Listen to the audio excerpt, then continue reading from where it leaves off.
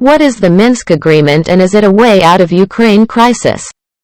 CNN, as world leaders scramble to find a diplomatic solution over the ongoing Russia-Ukraine tensions.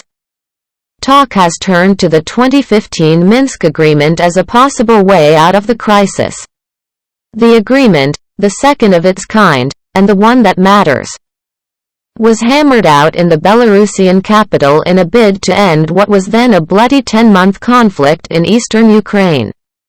But Minsk II has never been fully implemented, with its key issues still unresolved. Here's what you need to know. Who are the key players? A rare meeting between Russian, Ukrainian, German and French leaders in February 2015 sought to bring peace to areas of Ukraine that had been taken over by pro-Russian separatists the year before. Those areas, in Ukraine's Donbas region, became known as the Luhansk People's Republic, LPR, and the Donetsk People's Republic, DPR. The Ukrainian government in Kiev asserted the two regions were in effect Russian-occupied. The talks also aimed to work towards a political settlement for the region. The result, Minsk II, was signed by representatives of Russia, Ukraine, the separatist leaders and the Organization on Security and Cooperation in Europe, OSCE. It was subsequently endorsed by a UN Security Council resolution. What were the conditions of the agreement?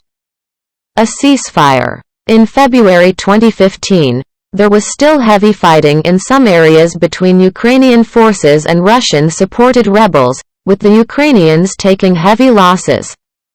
The withdrawal of heavy weaponry from the front lines. That the OSCE, a 57-member security organization that also includes the US and Canada, monitored the front lines. A dialogue on local elections in areas occupied by pro-Russian rebels. The restoration of full economic and social links between the two sides, so that, for example, pensions could be paid. That Ukrainian government control be restored over the border with Russia. The withdrawal of all foreign forces and mercenaries. Constitutional reform that would provide some autonomy to the regions of Ukraine's eastern Donbas region no longer under the central government's control. What happened after Minsk II was signed? The worst of the fighting stopped, and OSCE monitors moved in.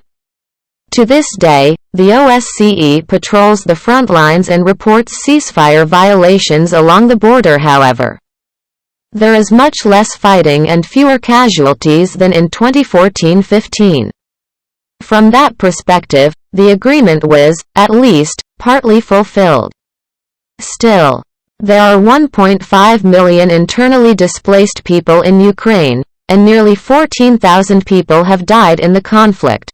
But there's a catch: the Minsk Agreement was devised very hastily. Russia was a signatory, but its role in the conflict was not acknowledged.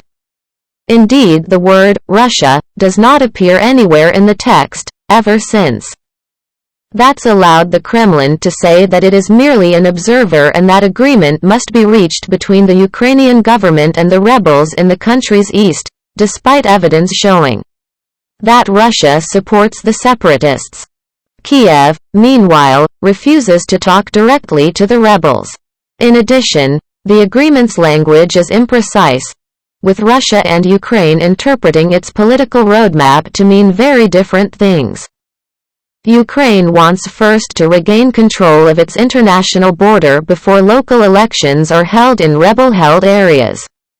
It also wants Russian forces, point 7 above, to leave. Russia, of course, says it doesn't have any forces in the rebel-controlled areas. Moscow wants elections while the region is still under the control of the separatists, and before Ukrainian authorities regain control over the border. Efforts by Western diplomats to square this circle have gone nowhere. What are the other issues? The status of the rebel-held areas of the Donbas have never been defined, point 8 above. Kiev's view is that the region should have the same sort of autonomy as other Ukrainian regions do, within a federal structure.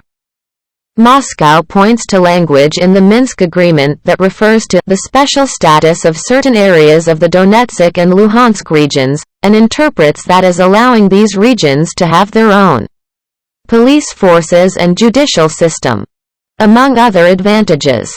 But any Ukrainian government that agreed to giving the Donbas special status might not survive a public backlash.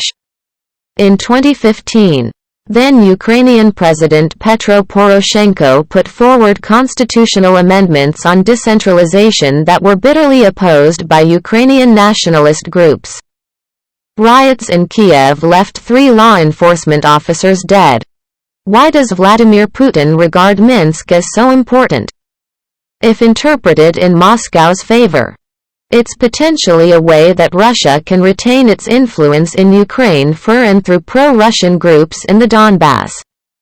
It would give Russia the ability to control the territory, without annexing it, as they did with Crimea in 2014, and a say in Ukraine's national affairs. Further complicating matters, Russia has issued passports to hundreds of thousands of residents of Donbas.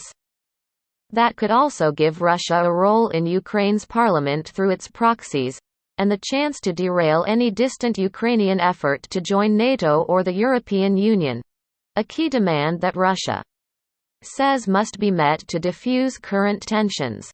Depending on how elections were organized, people with Russian citizenship and granted amnesty for killing Ukrainians might conceivably end up in the Ukrainian parliament. That would further destabilize Ukraine. What do world leaders have to say? French President Emmanuel Macron sees the Minsk Agreement as the most promising off-ramp to avert conflict, saying on Tuesday that the shared determination to put into effect the Minsk Accords is the only way allowing us to construct peace and build a viable political solution. He said that during his meetings he was able to obtain a very clear and explicit commitment from Presidents Putin and Volodymyr Zelensky to commit themselves to the strict basis of the Minsk agreements, but gave no further details. U.S. Secretary of State Antony Blinken said Monday that the United States and Ukraine are united in supporting the Minsk agreements as the way forward to resolve the conflict. But he also hinted that the agreement alone isn't a one-stop solution, highlighting the challenges that the agreement presents. Minsk does not spell out some issues of sequencing when it comes to the steps that the parties need to take, Blinken said, adding, Ukraine's been approaching this in good faith. We have not to date seen Russia do the same. Duncan Allen, Associate Fellow of the Russia and Eurasia Programme at London's Chatham House think tank, wrote that ultimately the argument about Minsk is this: is Ukraine sovereign, as Ukrainians insist, or should its sovereignty be limited, as Russia demands?